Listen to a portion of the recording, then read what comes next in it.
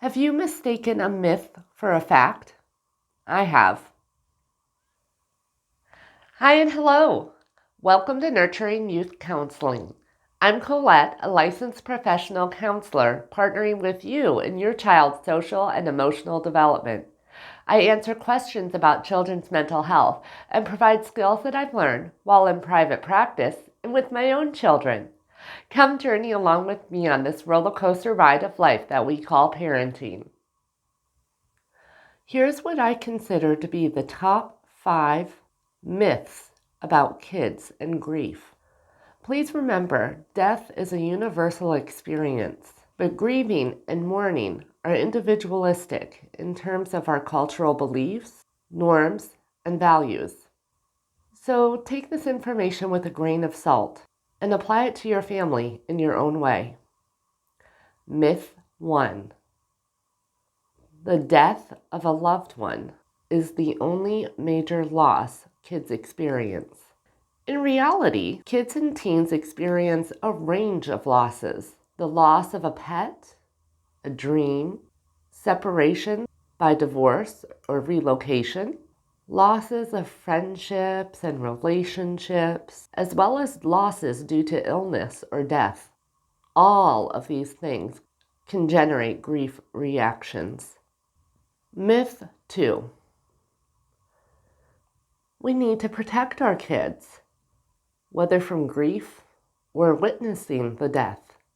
Most parents instinctively try to protect their kids from emotional pain. However, it's not possible to protect them from the reality of a loved one's death. So, rather than exclude our kids and teens, let's include them in the experience of loss and model for them healthy ways to grieve and mourn. Now, this doesn't mean if it was a tragic death, we need to share all the intimate details. Consider where your child or teen is at in their development and share what's appropriate for them at that time. Myth number 3. If they're not talking about it, neither should we. It's common for adults to mistakenly believe that it's best to allow kids to initiate conversations about death and dying. But even very young kids will often try to protect their caretakers from experiencing feelings of sadness. As a result, kids may not discuss or ask questions about death. So it's important as parents to take the lead in starting these conversations about death and dying and allowing your kids and teens to ask questions. Also, don't feel like you have to have all the answers. It can be beneficial for kids to know there are some questions even adults can't answer. Myth 4. If we talk about death, they'll get consumed and that's all they'll think about. Many adults are tempted to withhold news that a family member is dying because they're concerned this will consume their child's thoughts. When the news is shared, it's not uncommon for parents to be surprised by how quickly children can transition from feeling devastated to wanting to play, even when faced with an impending death of a parent. This is because kids need to take time to process what's going on around them. So their grief is often exhibited in moments known as chunks or grief bursts, rather than continuous, all-consuming sadness.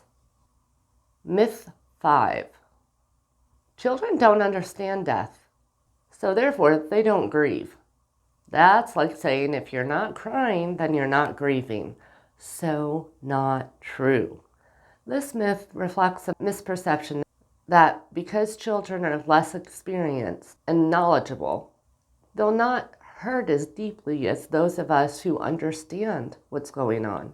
Remember, kids and teens don't need to know the reason why something happens to experience the grief emotions. And just as we grieve in our own ways, your kid or teen will exhibit behaviors to show their grief. Some may express anger, some apathy, some humor, because that's who they are and that's how they cope. Bonus myth. We need to encourage our kids to get over the death already. There's no timeline for grief. Kids and teens, like adults, will need to learn to live with the loss.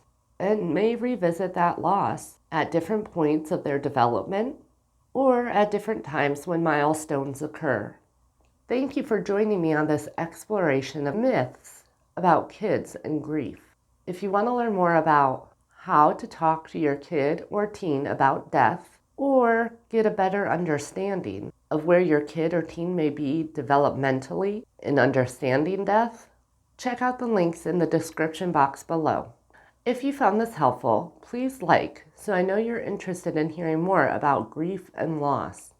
Share to help spread this important information to families so they can get the support they deserve. Subscribe to hear about future videos. And drop a comment below if you have any questions that I may answer in future videos. This video is not intended for legal advice, nor should it be used to replace mental health therapy. Also, I'm not a medical professional, so please seek the services of those should you need them. As always, thank you for watching, and until next time, remember to breathe and enjoy this roller coaster ride of life that we call parenting.